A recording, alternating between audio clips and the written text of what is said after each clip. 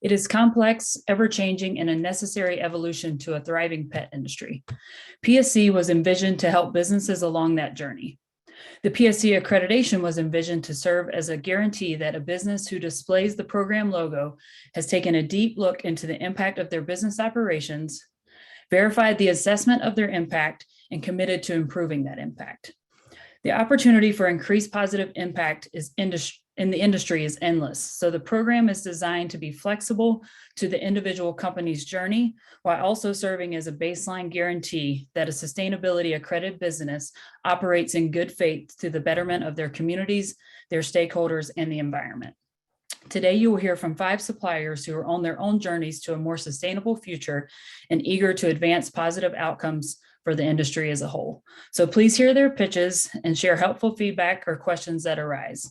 Now we'll hear introductions from our panel of industry experts. And I can start with you, Deborah. Hi, everyone. I'm Deborah Yu. I'm joining you from New Jersey, and I am currently a senior brand manager at Stella and Chewy's. Really excited to be here. Okay, next, Nicole.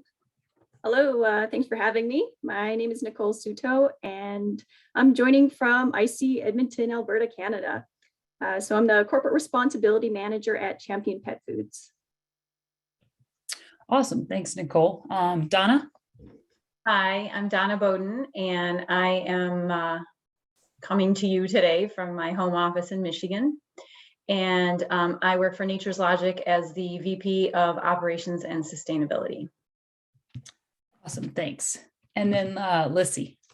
Yeah, hi everyone. My full name is Melissa Rappaport Schiffman. I go by Lissy. I am joining you from snowy Minneapolis. I am one of the owners of Project Hive Pet Company. We just launched this year. We sell dog toys and treats with the mission to save the bees. So my role as co-owner is I'm involved in pretty much everything, but my background is finance and sustainability. Awesome, thanks. So that is going to be our panel of industry experts, hearing the pitches and providing feedback, asking questions. And then at the end of the event, we will also open it up to the audience to ask questions as well. So as the event is going on, if you have questions, feel free to enter them into the chat as they arise, and then we will address those at the end of the event. So the first pitch we're going to hear is from Takigawa Corp from Weijia Zhang. So Weijia, whenever you're ready, feel free to get started. Thanks, Ashley. Okay, I'm sharing the screen. Can you see everything? Yep, good to go. So my name is Weijia Zhang. I'm the Director of Business Development and Marketing here at Takigawa.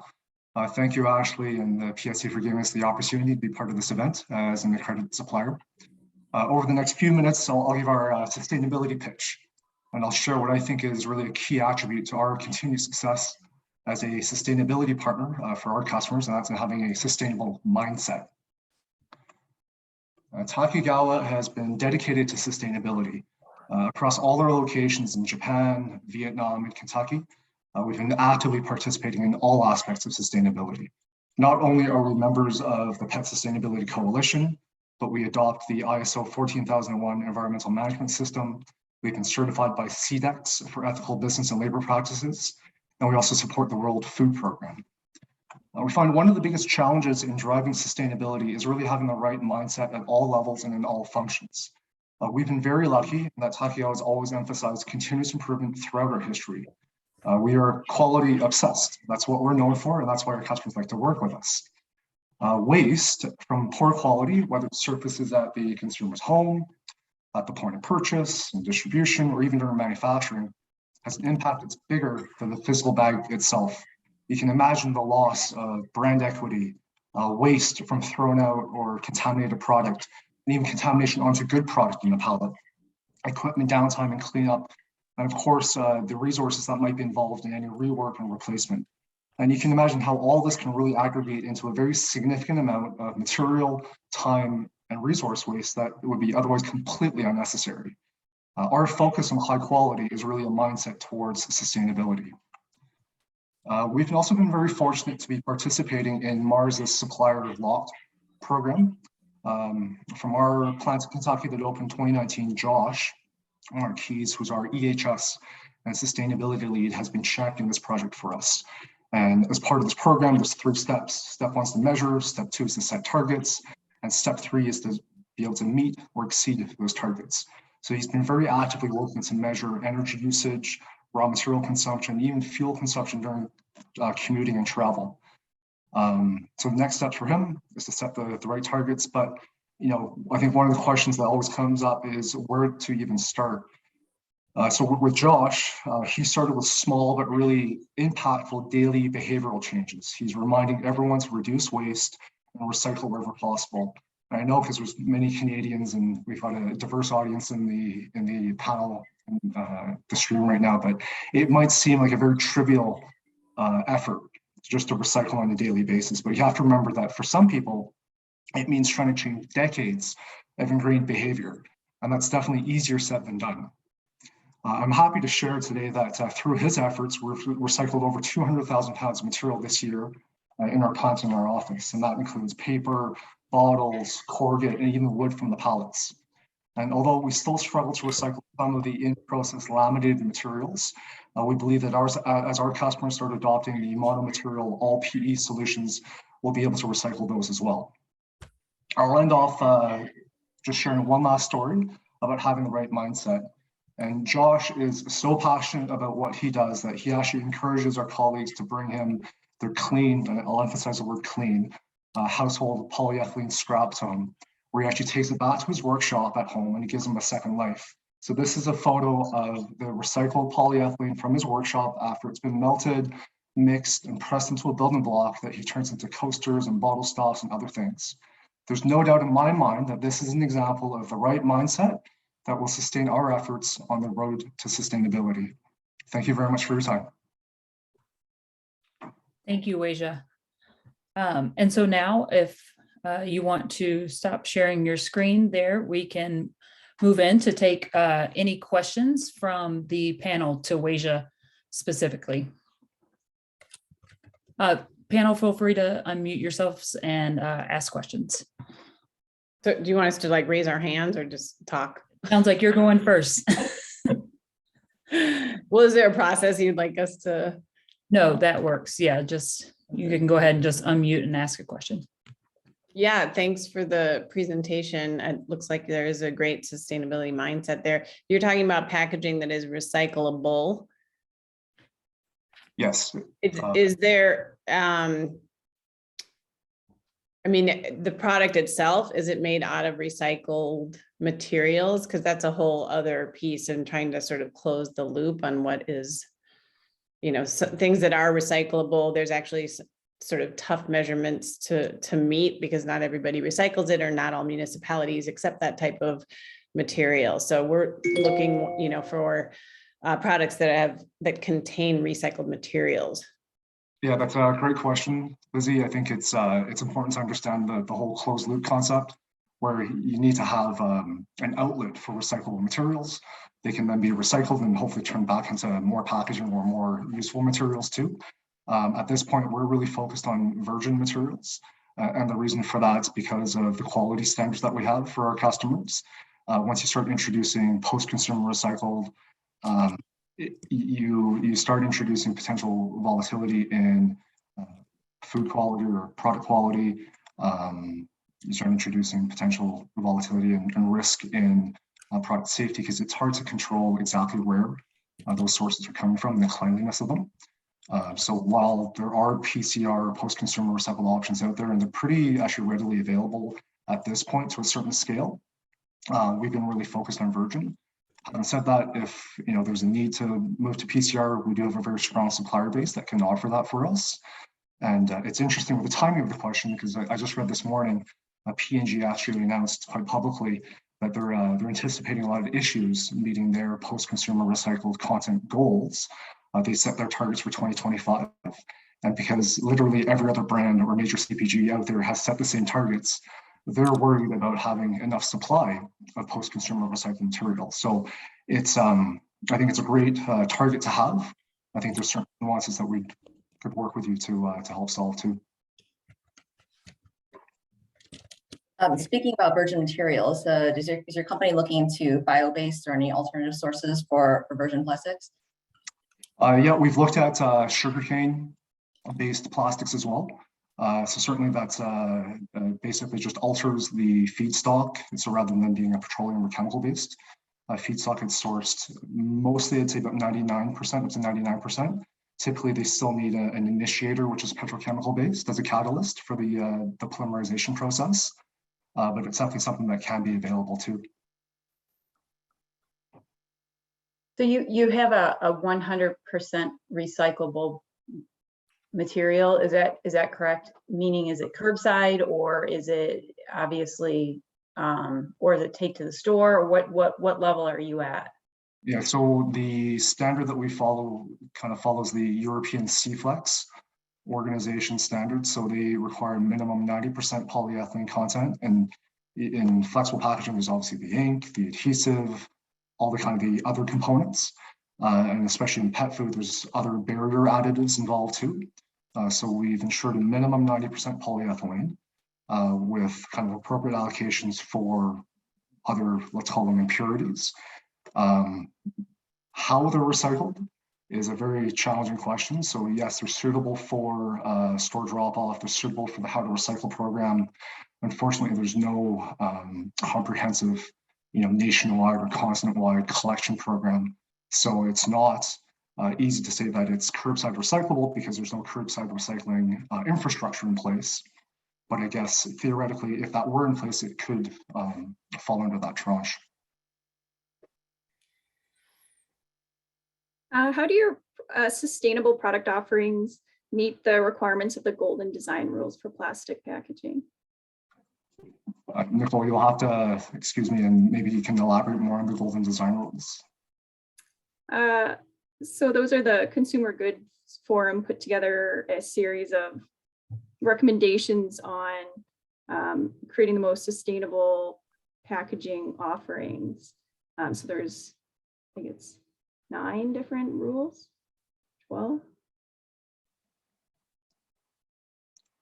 I apologize, I'll have to get back to you on those. I don't know the golden rules off the top of my head, so hard for me to answer, but I think definitely the mission is obviously to reduce plastic wherever possible, first and foremost, and then wherever there's a tangible application to move to recyclable packaging, and then allowing the use of post-consumer recycled where we can.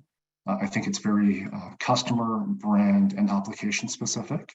So there's not necessarily a single solution that fits everybody.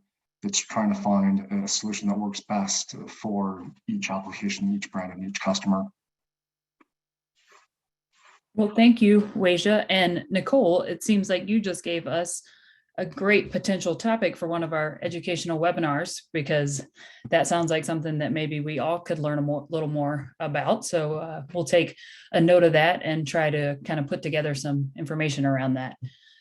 Thank you guys from the panel for your great questions for Weijia and Takigawa. And thank you, Weijia, for your presentation. In the sake of time and keeping things moving, we are going to get to our next pitch, which is going to be from Morris Packaging from Joe Fiore. So Joe, whenever you're ready, feel free to share your screen and get started. Well, thank you, Ashley. I appreciate the opportunity. Pet Sustainability Coalition has afforded us. My name is Joe Fiore. I am the Vice President of Sales and Marketing for Morris Packaging. As I'm sharing my screen here, is it coming up yet? There we go. There we go. Do we have it? Yep, good to go. Okay, great. Vice President of Sales and Marketing for Morris Packaging. Our sustainability expert is on the board of the PSC, and he voluntarily removed himself from this presentation. So unfortunately for this team, you've got the pinch hitter in. But I'll do the best I can. I'll answer any questions we have. And what I can't answer, I will make sure I get the answer for you. I'd like to start off with just a little bit about who Morris Packaging is and what we do, and a little bit about our brand.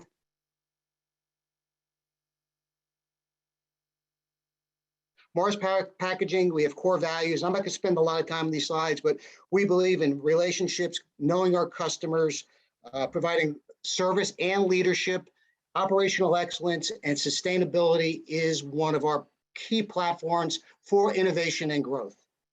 A little bit about our social responsibility. We're out there. We believe in charitable. We donate a lot of our money to charity, a lot of our time to charity. We're socially responsible. We're SQF edition 9. We're also an MB. We're a minority business enterprise. Flavor of some of our clients, a lot of household names.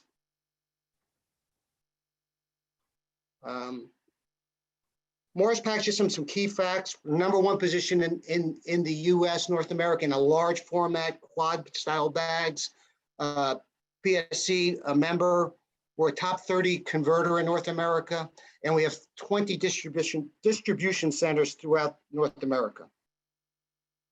We make the full gamut of products to support the pet food industry. We are committed to develop sound sustainability solutions. We start that process by going back through our suppliers. We make sure that we're sourced from sustainable partners. We have initiated green manufacturing practices internally. We reclaim our contaminated solvents from our printing process. We supply such our pallets that are used. Our pallets and cores are reusable. We have solvent lamination process, highest level efficient equipment, oil-free compressors, and we are committed to sustainability objectives throughout the organization. All our plants recycle their own scrap. We also now we talk about what we deliver to the marketplace, and we have a menu approach. We're sort of like the ice cream vendor.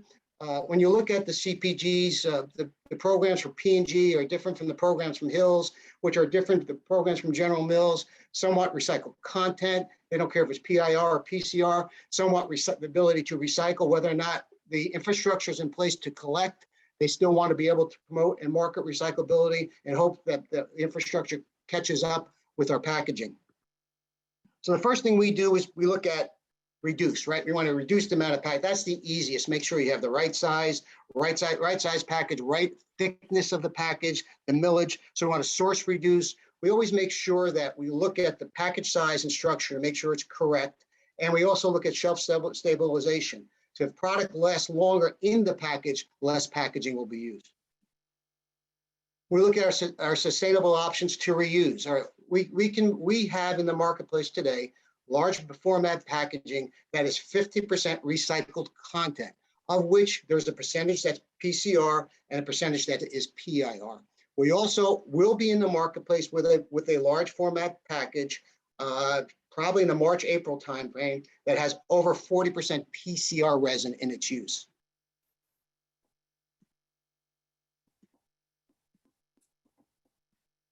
We also have a recyclable offering. And we have a recyclable offering, which is a PEP lamination in roll stack format, flat bottom format, quad bag format, up to 30 pounds of product. And we have another bag format, which I'll talk about in a second, which is revolutionary, we believe, to the industry. And we're the only person who has the machinery to do this. So recyclable offering, we talked about roll stock, preform, we have MDO film technology. And one thing I wanted to highlight before my time is up is we have what we call a Rebel Pack offering, which is a 100% recyclable offering. It's made on a single web, and we can put up to 50 pounds of product in it. And it's really geared towards that the high weight product and looking at eliminating some multi-wool bags to get, again, because a multi-wool bag being a composite structure, look at sustainability advantages. We've won multiple awards for sustainability throughout the last couple of years. And in summary, we're committed to save the impact of our planet and conserving our resources. We're dedicated to making a difference. So at this time, if there's any questions, I'd be more than happy to entertain them. Thank you, Joe. And if you'd like to just, I'll do something here. we can take the screen share off, and then that way we can field any questions from the panelists. Yes.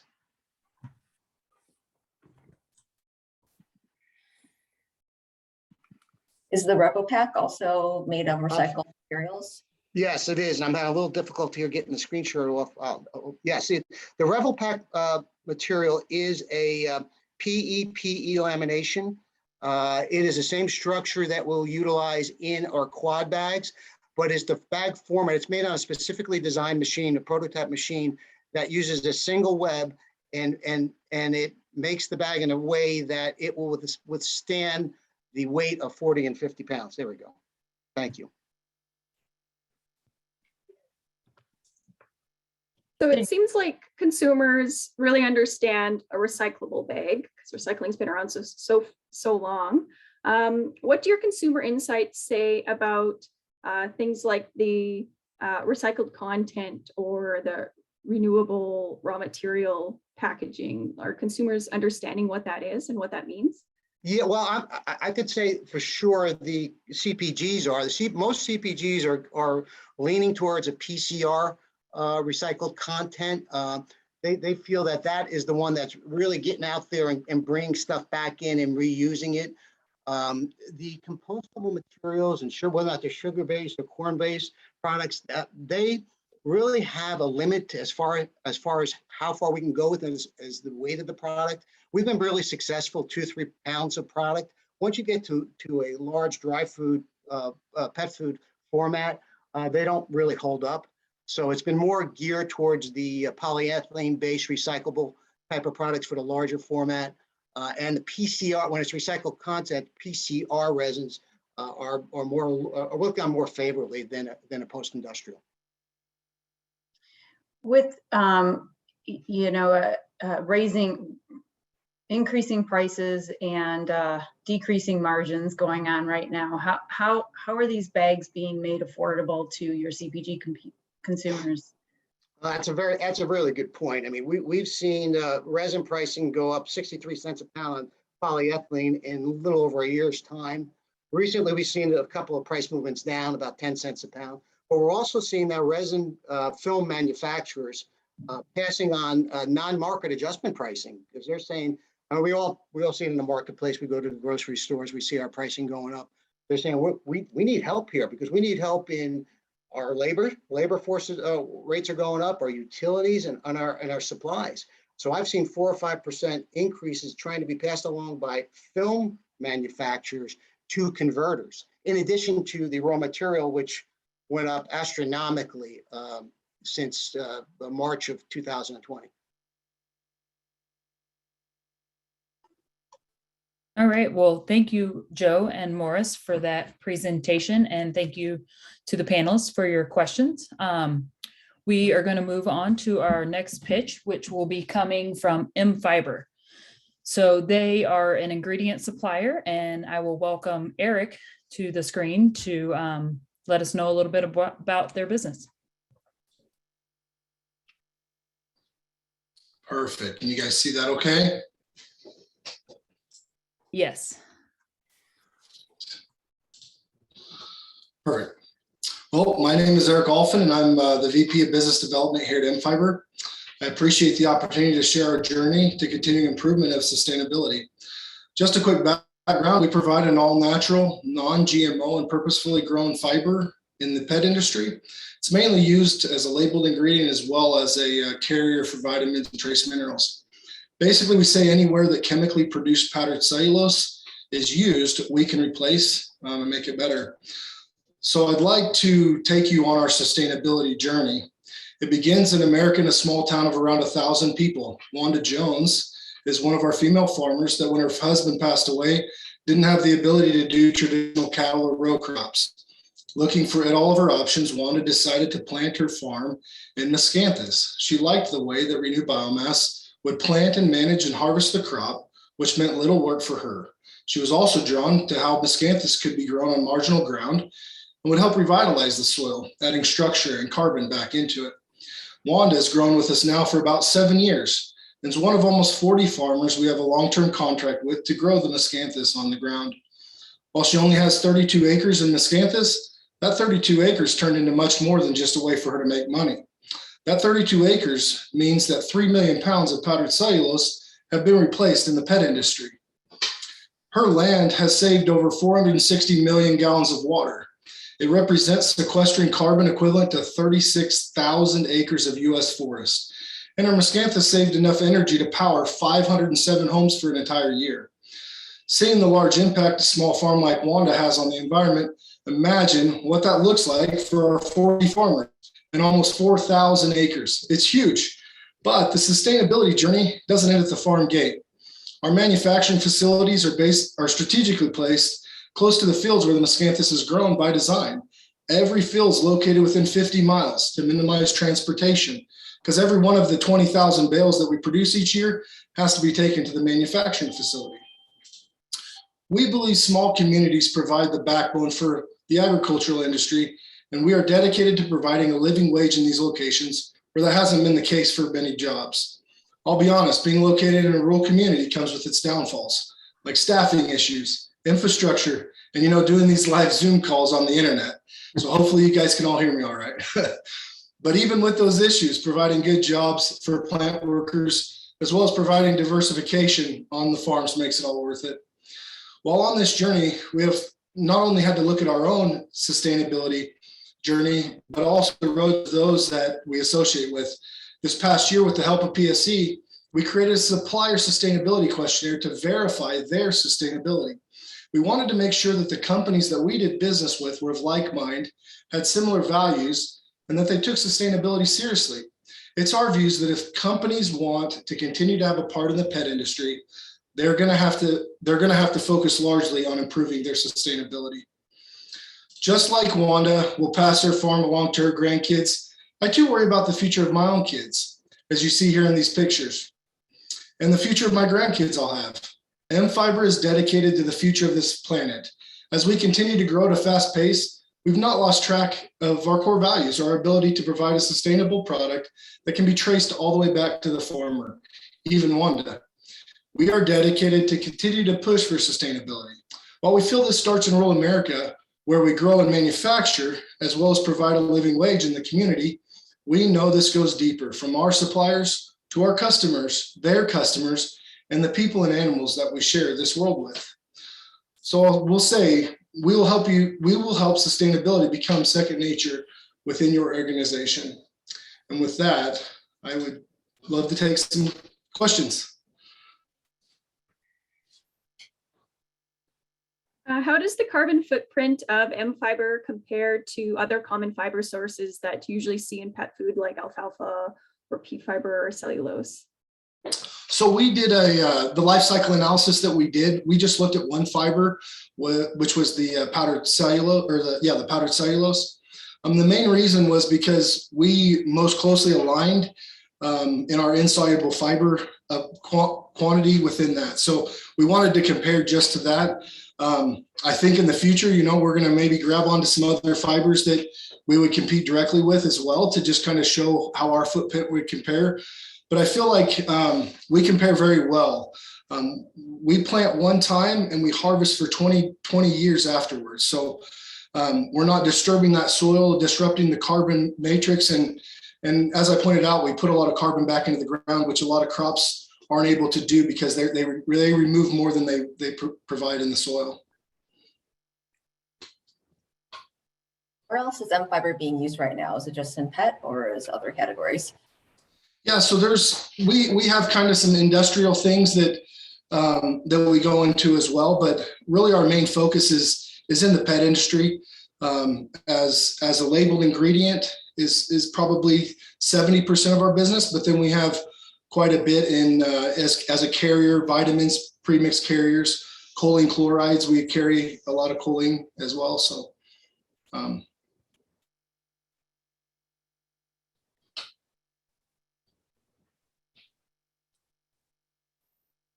Thinking about the carbon footprint of pets themselves, when formulating with a product like M-Fiber, would it be increase or decreasing gas production or waste production from the individual pet?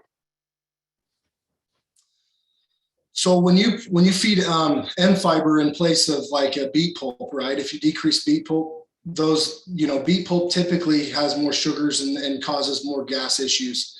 by feeding M fiber, you are going to decrease the amount of gas that that pet would produce. So there's some supplements out there that you'll see that are 50% miscanthus, and they help with gas issues, but also just feeding a pet food that has miscanthus in it is going to help decrease that, because there's not as much soluble fiber. We're more insoluble, so we help move all of those nutrients through the digestive tract a little bit better than some soluble fibers that do cause those gas issues. Great question. Do we have any more immediate questions for Eric? Okay, awesome. Thank you, Thanks, Eric, guys. Thank you. presentation. Yeah. And next we will be hearing from Dan Fu from Daryl. So Daryl, whenever you're ready, feel free to hop on. Thanks again, Okay. Eric. Ashley, thank you. And thanks to the Pet Sustainability Coalition for sponsoring this event. Welcome panelists and attendees. And from all of us at Dan Fu, we appreciate this opportunity to introduce our company and products to you. Wishing you all the best of holidays.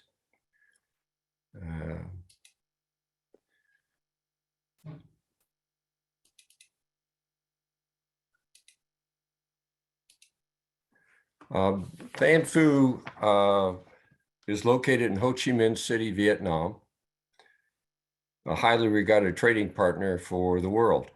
Next year, we celebrate our 30th anniversary. Our goals are simple: to offer our employees opportunity for growth, personal advancement, and security. For our customers, growing the opportunity to make your sustainable packaging goals a reality, and an ongoing commitment to a better world environment, which includes a circular economy. Our customers include several global consumer goods companies and major retailers. To supply these companies, we routinely undergo stringent third-party audits.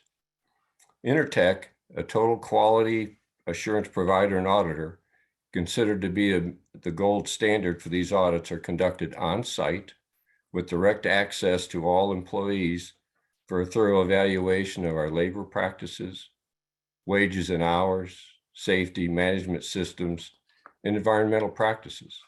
This includes not only existing practices, but our future goals, such as our actionable plan to be carbon neutral by 2026.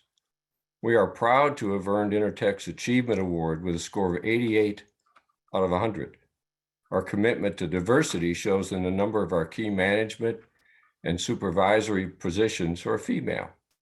I see on a regular basis the commitment, dedication, and prompt attention to the details needed to help our customers in their sustainability goals and the growth of our employees, personally and professionally.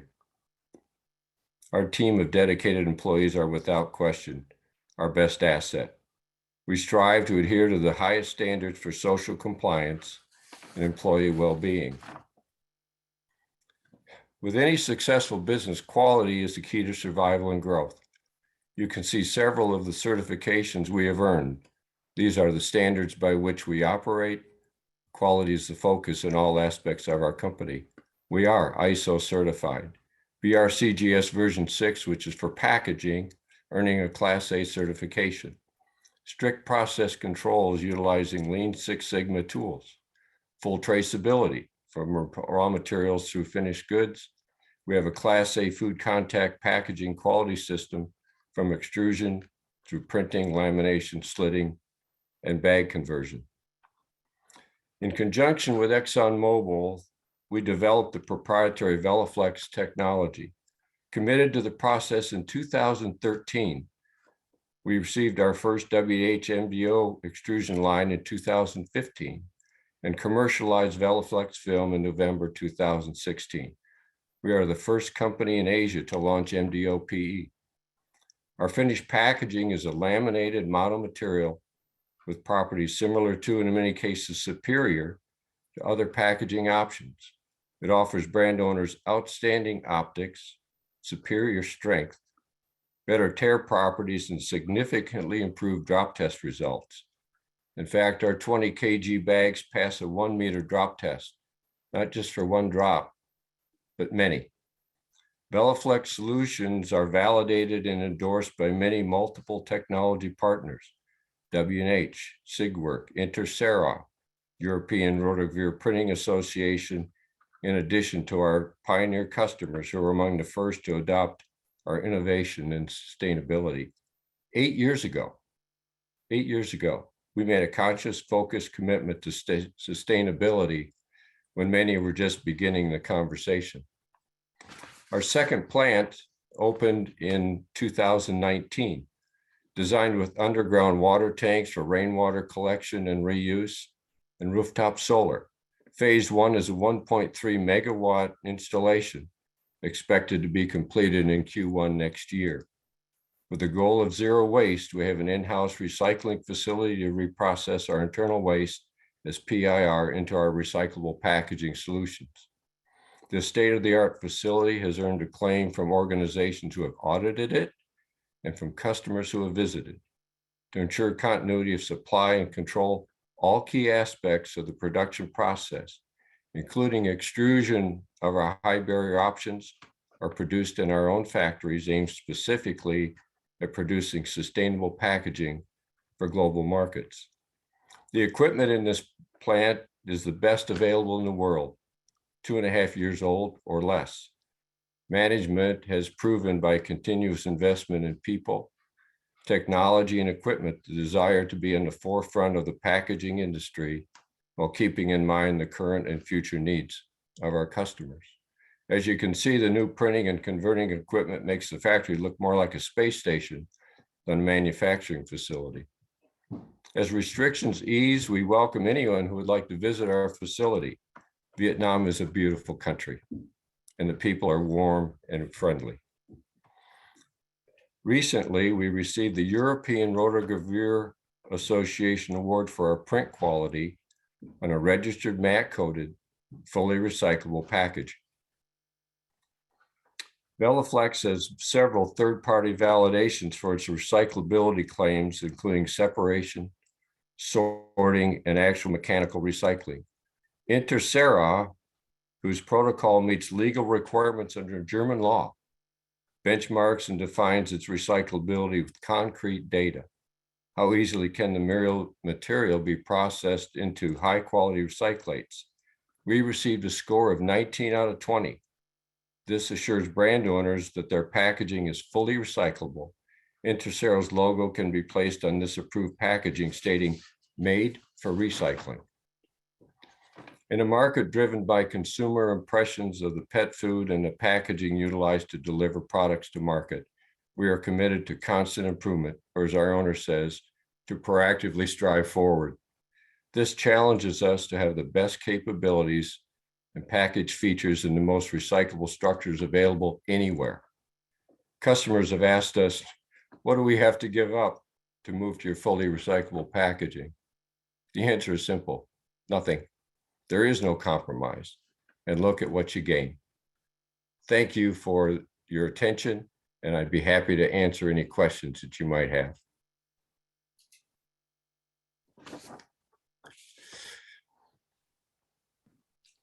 Is the certification, oh, go ahead, Melissa. No, you go. Is the certification you have for recyclability compatible with US how to recycle standards? We do have how to recycle certifications here. Intercera looks at all of the aspects. Can it be reliably identified and sorted? And then how recyclable is the product itself? So they look at all aspects, and under German law, there's very little room for error or change, if you will. And we found them to have the most stringent criteria for determining recyclability.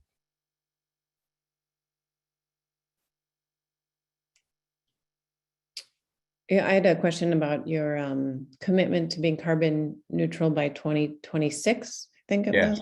Yes. Where do you draw the line around your emissions? Do you include, it being freighted back to the US for distribution? We haven't looked at the life cycle of that part yet. We're talking about our facility, basically, that there's zero waste and zero emissions. And the fact that we're putting in solar to generate all of our electricity, to be honest with you, that the first stage is set to start in about 3.5 months. Yeah, that's great. So it's your own operations. It is, yes. Yeah, I think that's great. And I think what some people might be looking for is just the next step, because having it not being made in the US is a bigger carbon footprint. Yes. I mean, that's that would be a long-term goal. I'd like to say, oh, gee, in 3 years, we're going to have a plant in the US, but we're certainly looking at the possibility of doing that as we grow. The Veloflex technology has been in the market in Asia for 5 years. So this isn't new for us. The North American market, Asian market, other markets are newer, but we've been in the market in pet food for a couple of years. And we do side-by-side comparisons with folks packaging. So the data that I shared with you about the drop test and all that, that's that's a technical team, basically putting it up against everything else. But thank you for your question about that. Okay. And when you said that you haven't taken into account the freight out, does that neutrality take into account the freight in, your resin coming in, your different products coming in? I don't know that answer. Okay. But that's a good question. I will find out. Okay. I know that our goal, since we're fully recyclable, all of our materials get recycled in-house, so we don't have any to be going waste. Where some folks that do laminated structures, I don't know where they take it or what they do with it, but since ours is all recyclable, then we're able to reuse that product internally, and we know what it is. We have complete control over that. Okay. All right. Well, thank you, Daryl, and thank you for those questions. Yes. We are going to move on to our last pitch, and for that, we are going to be hearing from Adam from Tyler Innovative Packaging. So Adam, whenever you're ready, feel free to jump on and start. Hopefully you can see my screen. So hi, I'm Adam Kay, Sales and Technical Director at Tyler. Greetings from the UK. It's very cold, wet, and dark over here at the moment. So where do I start? Obviously being the fourth packaging company on, so I do apologize in advance. You may already have heard some of this stuff. Thank you very much to the PSC for organizing this event and allowing us to participate. As you know, we're an accredited business.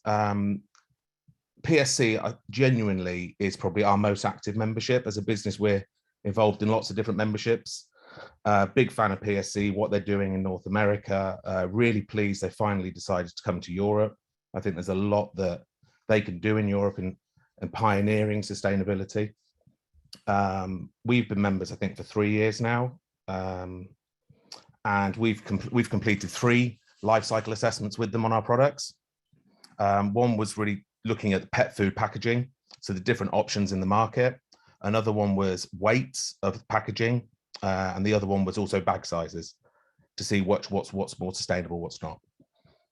Very briefly about Tyler, we're privately owned. Pet food represents 70% of our business. Next year, we celebrate 40 years in business. And our main markets are pet food, sports nutrition, lawn and garden, chemical. Today, I want to talk about purely sustainable solutions, which would be compostable and recyclable, driving towards a circular economy. Our compostable films and pouches are, some structures are plastic free, FFC certified paper, fully certified to TÜV Austria. Predominantly the structure is paper, cellulose, and then a sealant layer, which is derived from kind of cornstarch. Just like Joe had said from Morris, there's very limited applications for it because we can't get bigger bag weights. we're limited to kind of 3.5 kg, 4 kg. So in pounds, I think that's about 10 pounds-ish. We can offer good barrier properties. Then on our recyclable range, we've got 100% recyclable films and pouches. Again, store drop off in the UK, you've got the OPRL, and in Australasia, you've got the RAP. And then again, I've heard the name Intercera mentioned before, fully certified. Our structure is a 2-layer predominantly. MDO technology, we call TOPE, with and without barrier, registered varnishes. So when we set out to develop the range, it was about making our packaging at least as good as what's in the market already. You can't expect a brand to move to a packaging that's inferior to what's currently in the market. Predominantly, you can buy films, flat bottom pouches, all the way up to 12, 15 kg. Stand-up pouches, SQ4 quad seal, folded bottom, single lip, various types of zippers, easy open features. We can also offer recycled content. Predominantly, currently, we're in PIR, not PCR. In Europe, we cannot buy food-approved PCR. It's something we're working towards, but realistically, it's not going to be available until end of 24, 25. But it will be very interesting when it comes into the market. We've got a plastic tax coming through in Europe, and then EPR a year later. So the tax is now stating that packaging has to contain 30% recycled content. Also bio-based, derived from sugarcane. Again, we can offer 30% bio-based.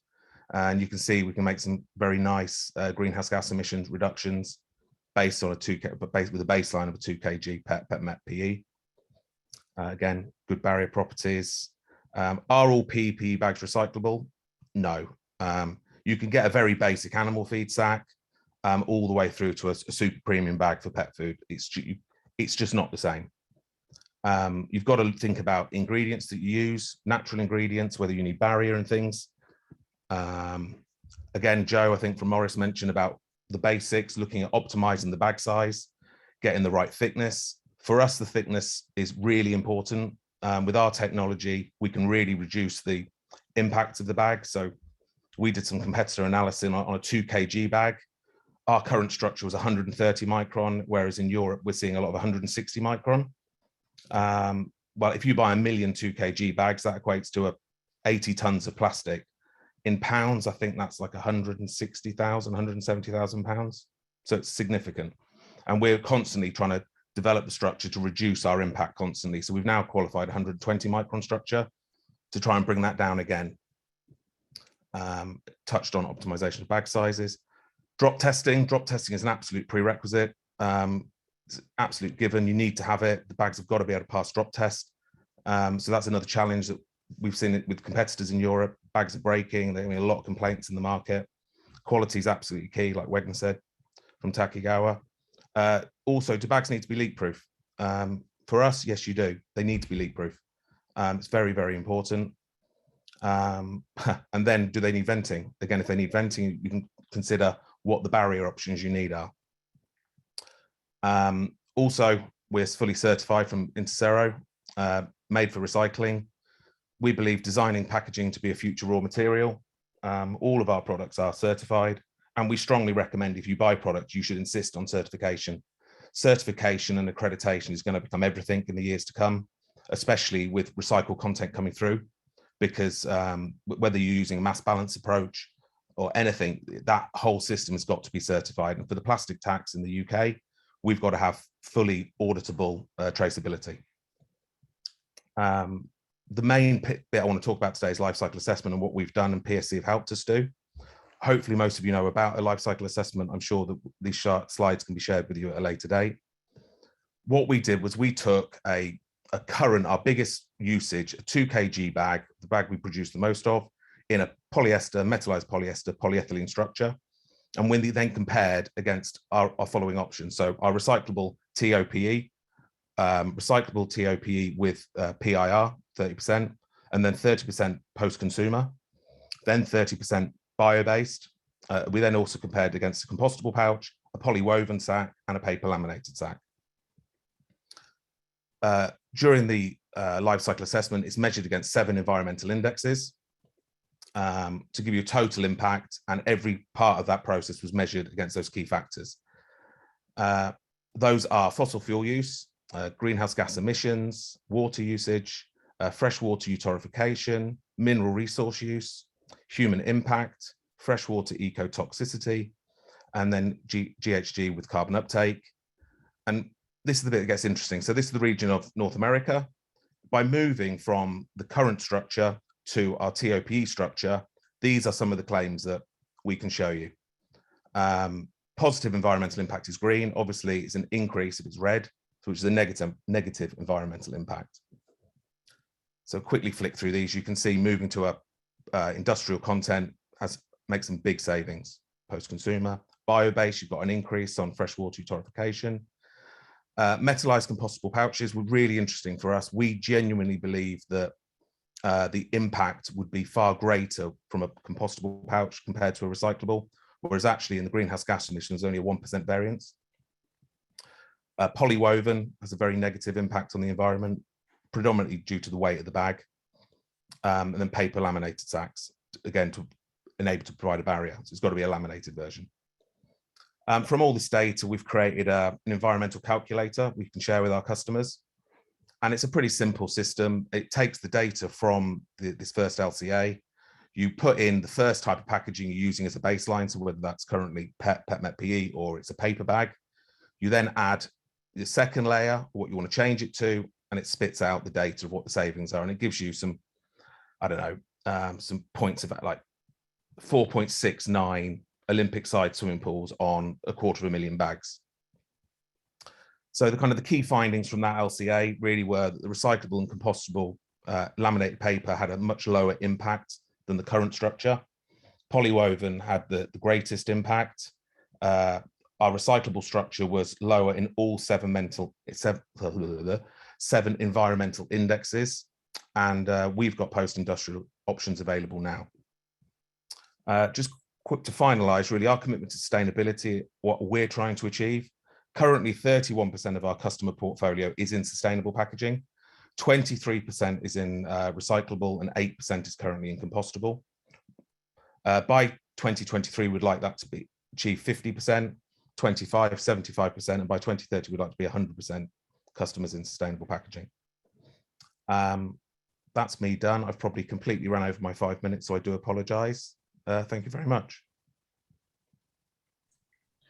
Thank you, Adam. And if you want to stop your screen share, we will get back to the main group. And then if we have any questions from the panel directly for Adam, we will take those for a few minutes, and then we will move into any questions from the audience and any follow-up questions for any of the other presenters. And as you guys are asking Adam specific questions now, if anyone has questions from the audience, please feel free to enter them into the chat, and then I will direct those to the appropriate person.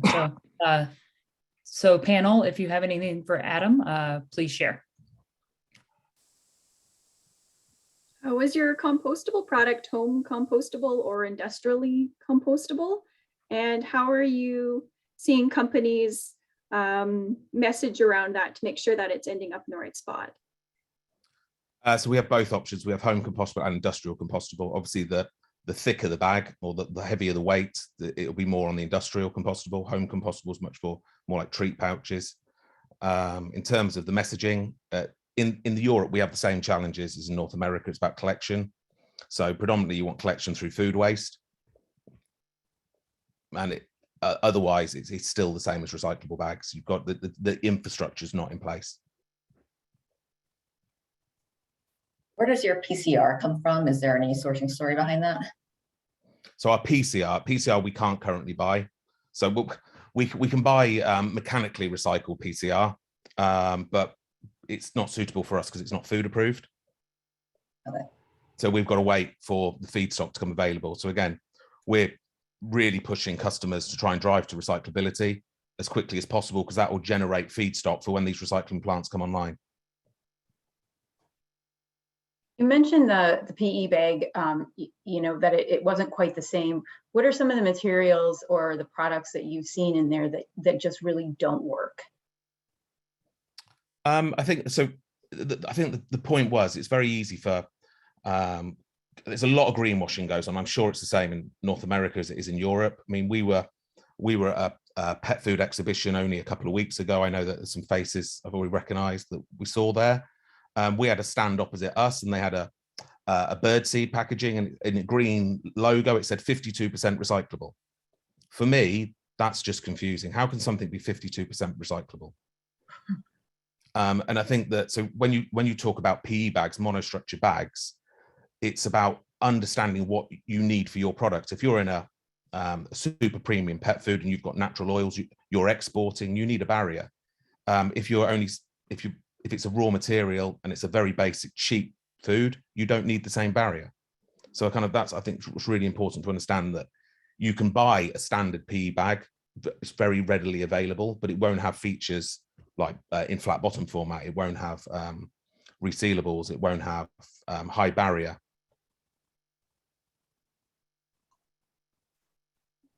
Yeah, so I might have missed this. My apologies. Where do you manufacture your packaging? We are Europe, Middle East, and Asia.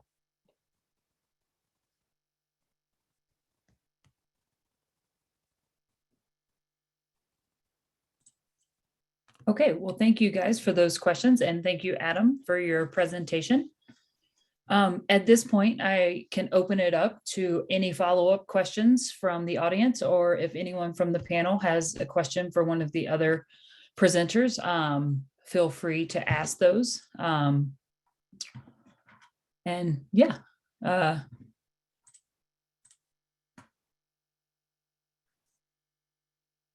Do we have any follow-up questions at this point for anyone? Well, I guess my overall question is just interesting to see the different packaging suppliers say, I think the first Weija started out saying that the quality just isn't good enough to include recycled content. And then we have other packagers that actually do that. And so as a, potential customer, it's hard to know what is actually the truth.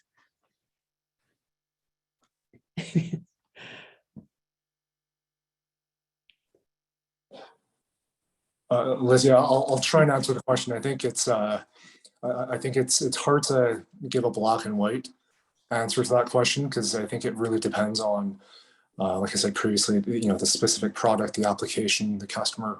I think everyone's going to have different demands. You can imagine, now I'm in Toronto. If you go to the grocery store, the resurgence of digital printing has let a lot of entrepreneurs launch new brands and new packages and new products out in the market. You can have a new brand and sell 50 pouches and do it all online, do it all in store. So there's different demands in terms of distribution, the customers, the products. And even though I think at the surface level it may look the same, each application is going to have its own unique demands, right? So there may be a fit for PCR in certain applications, and I think there may not be a fit in other applications. So I can't really give you a definitive black and white answer, but I think it really is very dependent on what you're specifically looking for. I think that the application is absolutely key, as you say. I think that in Europe, the real driver is the plastic tax coming in. So it's a really focused trying to get people into recycled content. And I think that that's why we've got so much focus on it. And at the moment, there's a big amendment to the plastic tax, because ultimately we need PCR in order to be eligible for the tax, but you can't buy PCR. So there's an amendment to the plastic tax where they're saying, actually, PIR would be usable if it's made on a second line. I don't 100% agree with that, because it makes the whole kind of the chemical recycling, all the investment in the industry a bit kind of obsolete if they're all of a sudden they're going to allow PIR recycler. And it's about the availability. In order to drive a circular economy, it's about the quality of the raw materials you put in. So again, having independently certified materials that are recyclable, you're buying a high quality material that can be used and used again. Melissa, in the marketplace now, we've got a significant retail customer that has been in a recycled content between 30 and now upwards to 50% recycled content in a 40-pound format for about 3 years. So the performance is measurably the same. The look is the same. So it really, I mean, it really, you start to get some more degradation with PCR materials. With the PIR material, we've locked a partnership up with a supplier who's the largest in North America of blowing film, and their technologies are such that our performance of the package is equally the same. Thanks, Joe and Adam, for sharing there. I have another question coming in, and it is anyone doing any exploration in zero plastic packaging alternatives? Anything exciting and new on the horizon? So if anyone has a response, wants to jump in, feel free to do that.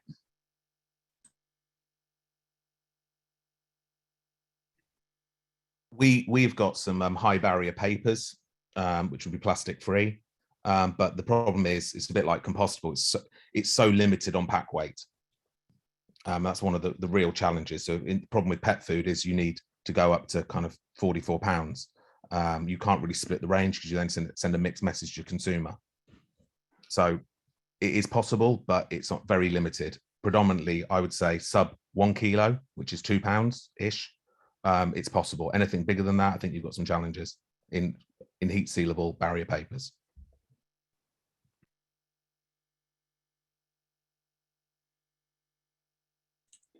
Thanks, Adam. Does anyone else have anything to share on the innovation front around zero plastic packaging alternatives? Actually, I just wanted to say thank you very much for hosting this. I have to run. It's just a little bit after 2 o'clock, but I appreciate the opportunity and thank you again. Thank you for joining us, Weija, and we really appreciate your input.